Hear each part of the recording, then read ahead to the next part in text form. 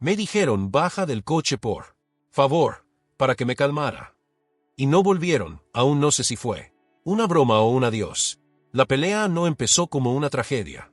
Empezó como empiezan muchas peleas que parecen inofensivas en el momento, una broma mal lanzada, un gesto ignorado, una acumulación de silencios que se terminan filtrando por alguna grieta. Íbamos en el coche desde hacía más de 5 horas, atrapados entre curvas interminables y una música que yo no soportaba. Un fin de semana diferente, decían. Te vendrá bien desconectar. A mí no me apetecía nada. Ni la casa rural, ni los amigos de mi esposo, ni las risas forzadas en cenas con copas de más. Éramos 5, Marcos, mi marido, conduciendo. A su lado, Hugo, su mejor amigo desde la universidad, de esos tipos que siempre tienen un comentario listo para todo. En el asiento trasero, Clara, la novia de Hugo, que parecía vivir para agradar. Julia, la hermana de Marcos, venía en el medio, y yo, pegada a la ventana. Llevaba los auriculares puestos, pero sin música. Solo para no hablar. Solo para no escuchar. Ya desde el desayuno había tensión. Marcos no me miraba a los ojos desde que salimos de casa. Y entonces, cuando ya nos acercábamos al tramo final, cuando el camino se estrechaba entre bosque y montaña, pasó. No sé por qué viniste si vas a quedarte con esa cara todo el viaje. Lo soltó como quien deja caer un vaso vacío en la mesa. Clara giró la cabeza hacia la ventanilla. Hugo carraspeó. Julia rió, con esa risa molesta que más que aliviar, humilla. Me quité los auriculares. Lo miré. ¿Perdón? Digo que si vas a estar con esa energía, igual habrías podido quedarte en casa. No estaba con ninguna energía, respondí. Solo estoy en silencio. Justamente. Ese silencio tuyo. Siempre ese drama pasivo, como si todos tuviéramos que andar de puntillas. ¿Perdón? Él bufó. Dale, no empecemos, por favor. Y eso fue todo lo que necesité para empezar. Porque no lo empecé yo. Lo habían empezado hace semanas, meses, con indiferencias acumuladas, con la forma en que me hablaba, con cómo evitaba resolver todo hasta que explotaba yo y entonces él quedaba como el cuerdo. Discutimos. Al principio en voz baja, luego con frases más punzantes. Clara intentó cambiar el tema. Hugo le dijo que no se metiera. Julia me pidió que no arruinara el viaje. Eso fue lo que más me dolió. Esa idea de que el problema no era que me sintiera apartada, herida, ni que nadie me defendiera, sino que yo era la que arruinaba el viaje. Entonces, Marcos frenó. Una curva más, y el coche se detuvo en la cuneta de una carretera solitaria. A un lado, bosque denso. Al otro, un barranco. Baja, por favor, dijo, sin mirarme. ¿Qué? Baja un rato. Camina. Respírate un poco. Estás fuera de control. ¿Estás hablando en serio? Estoy evitando que termines gritando. Que arruines más de lo que ya arruinaste. Solo es un momento. Para que te calmes. Me giré a los demás. Ninguno dijo nada. Ninguno me defendió. Todos con esas caras de mejor que baje, por el bien común. Y lo hice. Tonta. Dolida. Orgullosa. Cerré la puerta del coche de un portazo. Y él arrancó. Lento. Al principio pensé que daría la vuelta. Que frenaría unos metros más adelante. Que fingía para castigarme. Caminé unos pasos. Me crucé de brazos. Esperé.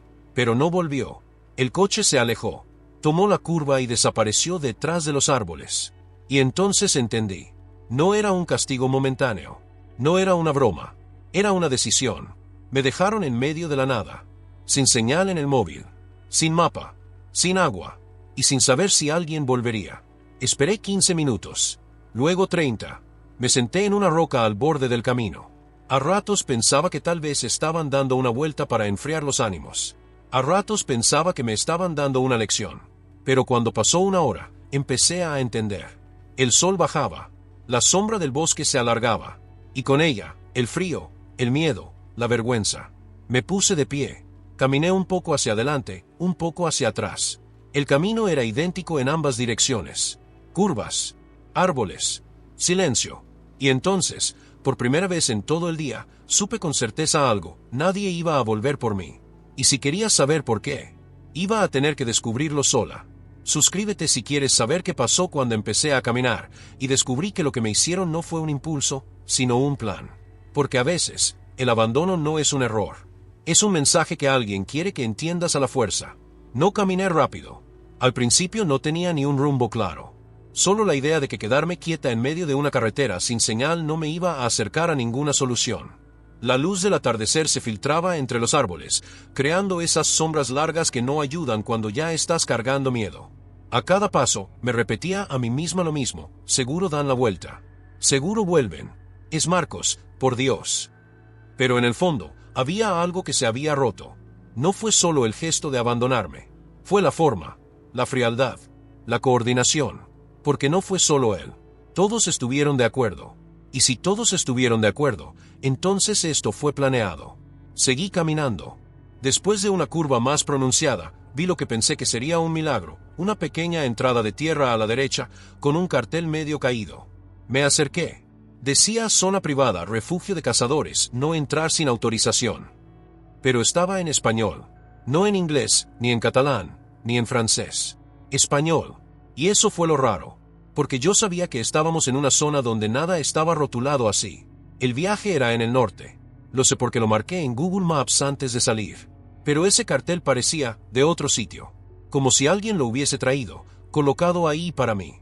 O para quien fuera a leerlo. Igual lo pasé. Entré al camino de tierra. Anduve unos 100 metros hasta ver una pequeña estructura de madera. Como una caseta de vigilancia abandonada. Cerrada. Pero en la pared lateral, pintado con spray blanco, vi algo que me hizo detenerme. Mi nombre. No completo. Solo mi primer nombre. En mayúsculas. Mal escrito, como si lo hubiese hecho alguien que apenas conocía cómo se deletrea. Pero era mi nombre. Ahí, en medio de un bosque, en una zona donde nadie me conocía, donde se suponía que solo había ciervos y cazadores, donde ni siquiera se supone que estuviera yo. Sentí que las piernas me temblaban, que el aire se me hacía más denso. Di unos pasos hacia atrás. Quise pensar en otra explicación. Grafitis al azar. Coincidencia. Pero esa explicación duró poco, porque a los pocos metros, justo al volver al camino principal, vi algo más. Una botella de agua, de la misma marca que suelo comprar. Y estaba helada. La recogí. No había tierra en el tapón. No había sido abandonada hace días.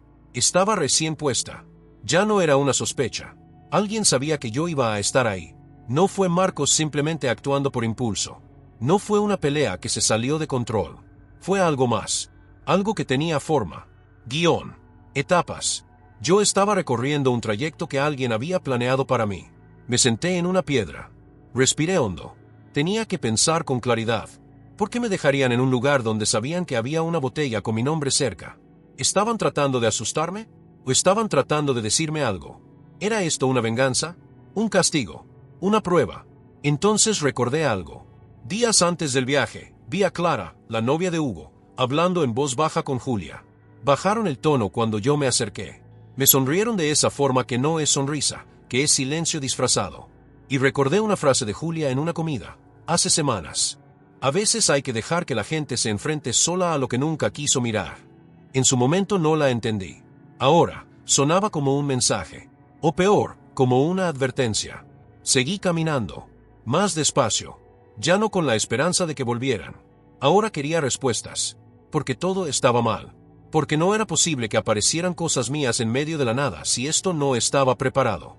Y porque cuando alguien planea abandonarte con tanto detalle, no lo hace para que te pierdas. Lo hace para que encuentres algo. La botella seguía en mi mano. No la bebí. No porque no tuviera sed. Hacía calor. El aire era seco y ya llevaba más de una hora caminando. Sino porque ya no confiaba en nada. Cada cosa que encontraba en ese bosque parecía demasiado exacta, demasiado específica. Como si alguien me conociera más de lo que yo misma me conocía.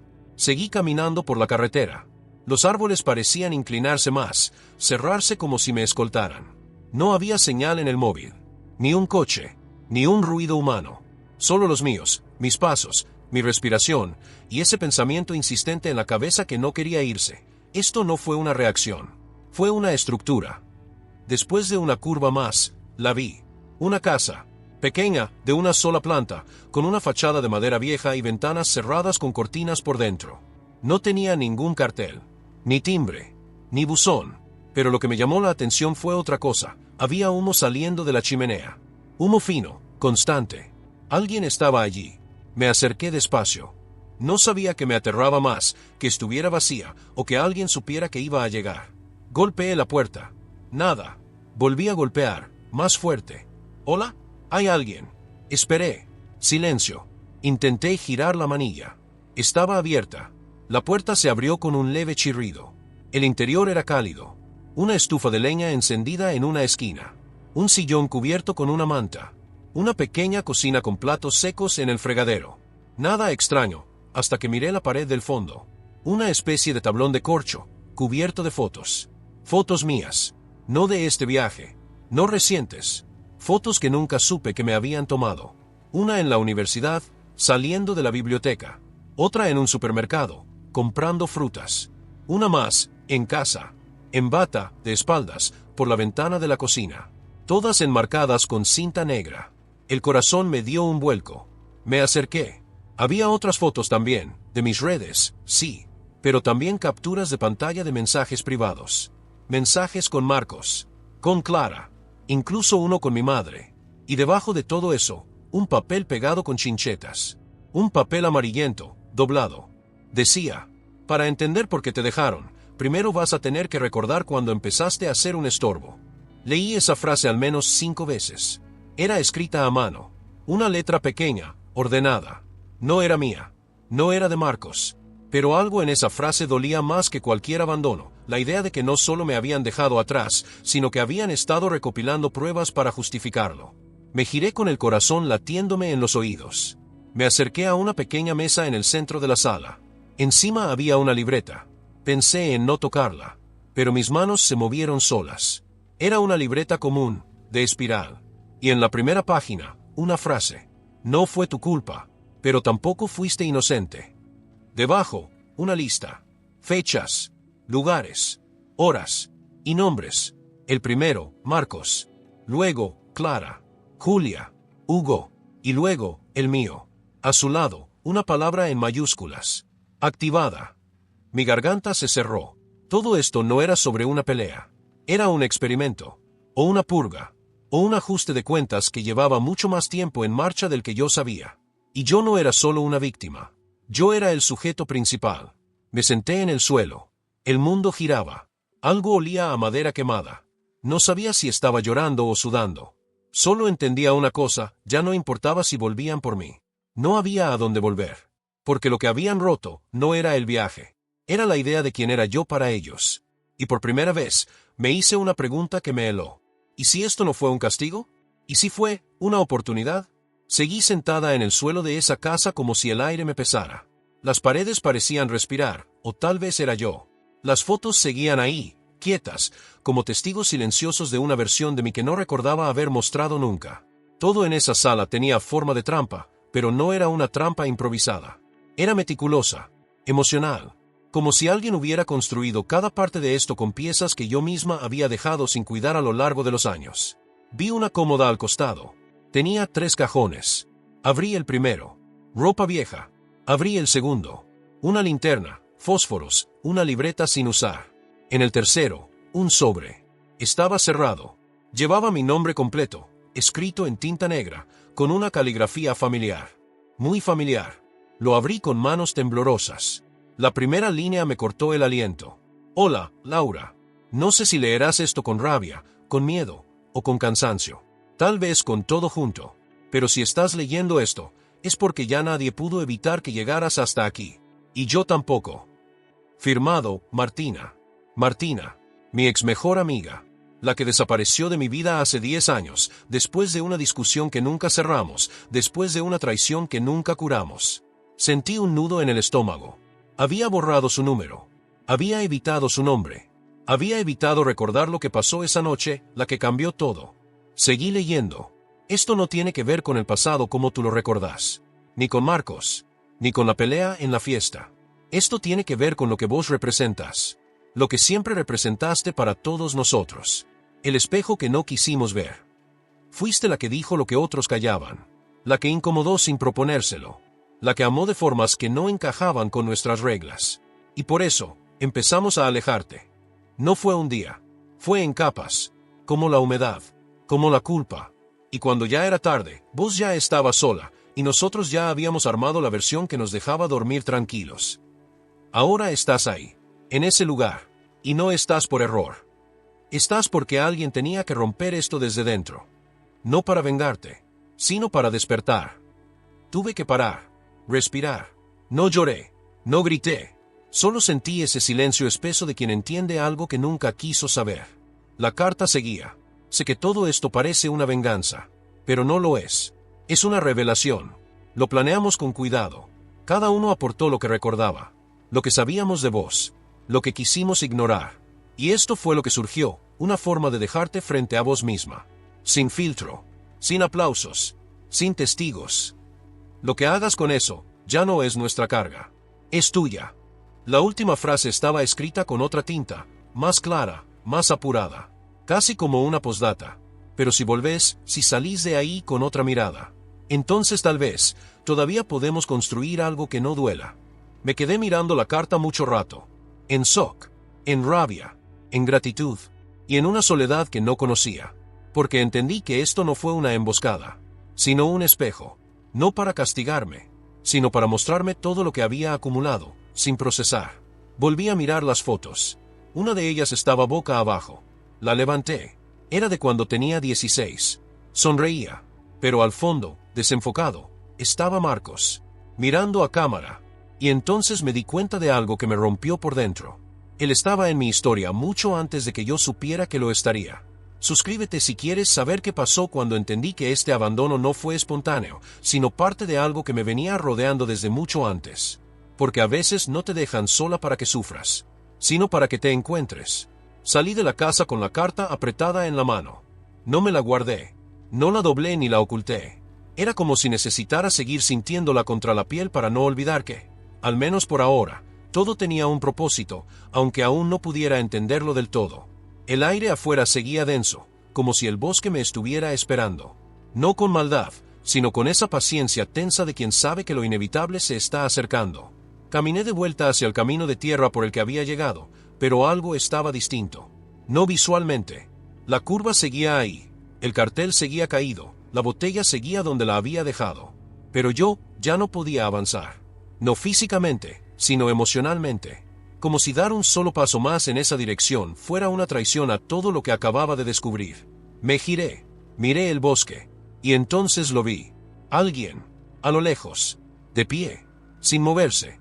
No podía distinguir el rostro, ni siquiera saber si me miraba, pero el cuerpo era familiar. Alto, recto, con los brazos relajados, como si supiera que yo lo había visto y no necesitara hacer más. ¿Marcos?, pregunté en voz alta. No hubo respuesta. Di 2 pasos hacia él, y desapareció entre los árboles. Corrí, lo juro, corrí.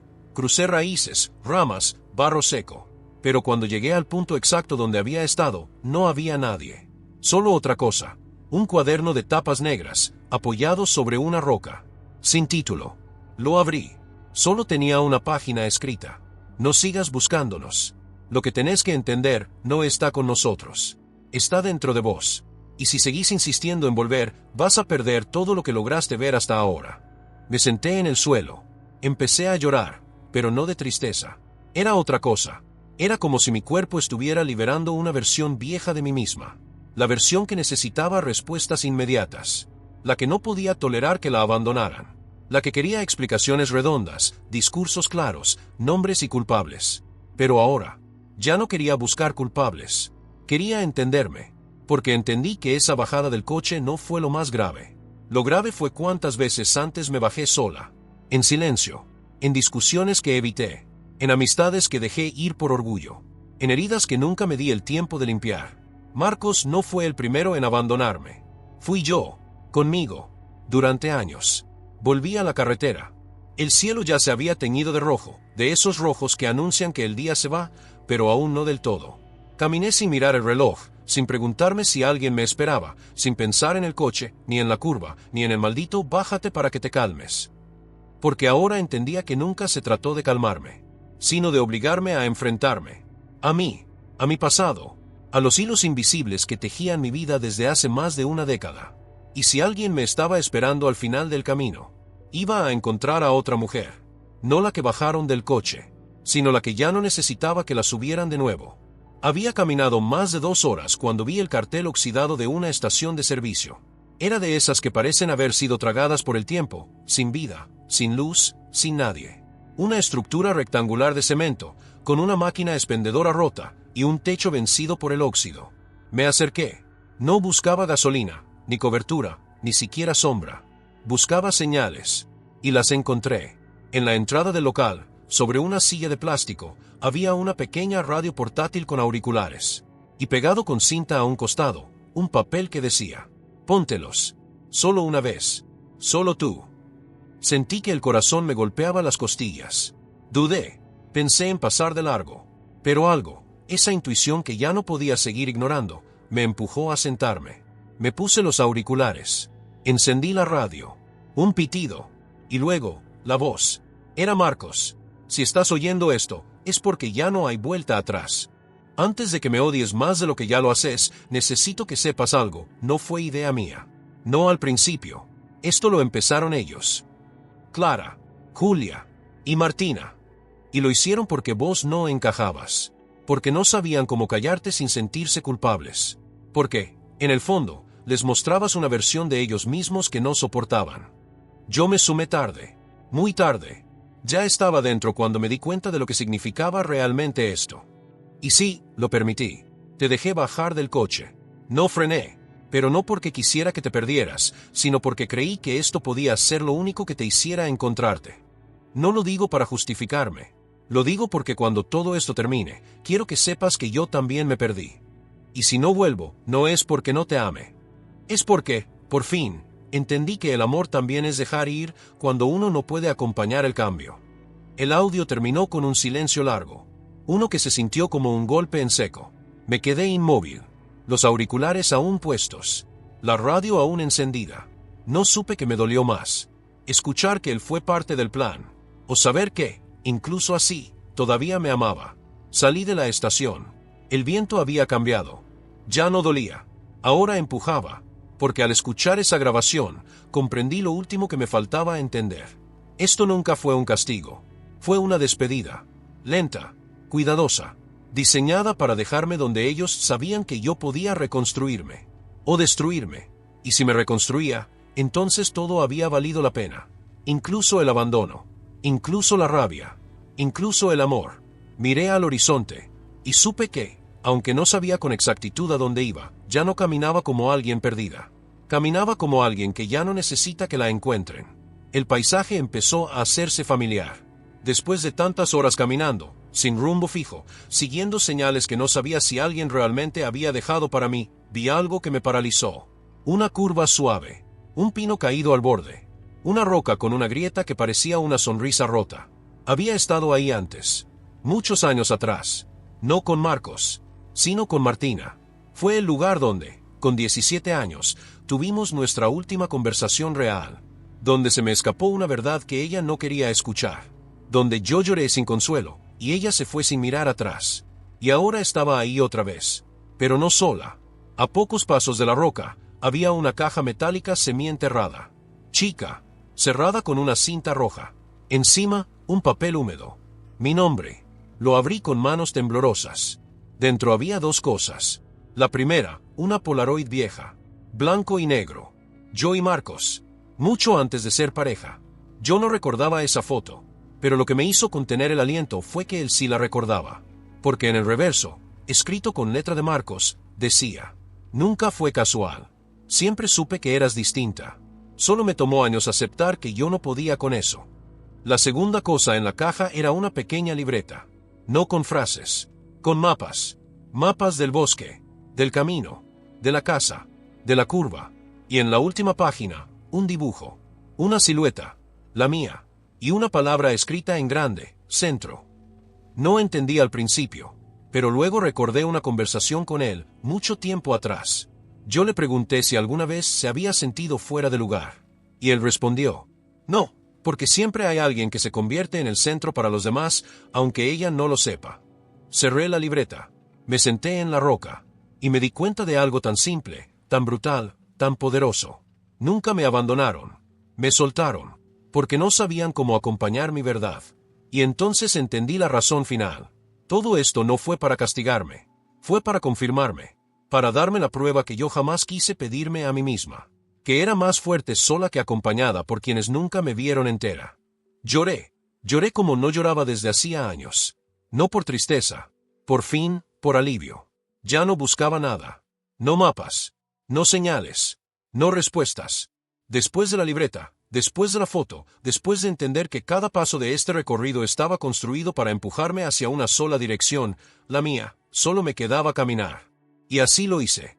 Sin prisa, sin miedo, como quien ya sabe que el camino no se trata del destino, sino de lo que se va cayendo de uno en el proceso. Después de atravesar un claro, vi una estructura de madera. No era una casa. Era algo más simple. Un banco. Solo eso. Un banco frente a un campo abierto. Y encima del banco, un sobre blanco. Esta vez, sin nombre. Lo tomé. No tenía nada más que una nota dentro. Escrita a mano. Si llegaste hasta aquí, no necesitas que nadie te diga quién sos. Ya lo viste todo. Ya sentiste todo. Ya doliste todo. No volvimos por vos. Porque sabíamos que si lo hacíamos, jamás ibas a terminar el viaje. No fue por venganza, ni por cobardía. Fue por respeto. Ahora tenés 3 caminos. 1, volver. 2, quedarte. 3, crear uno nuevo. Solo uno de ellos te pertenece. Y vos ya sabés cuál es.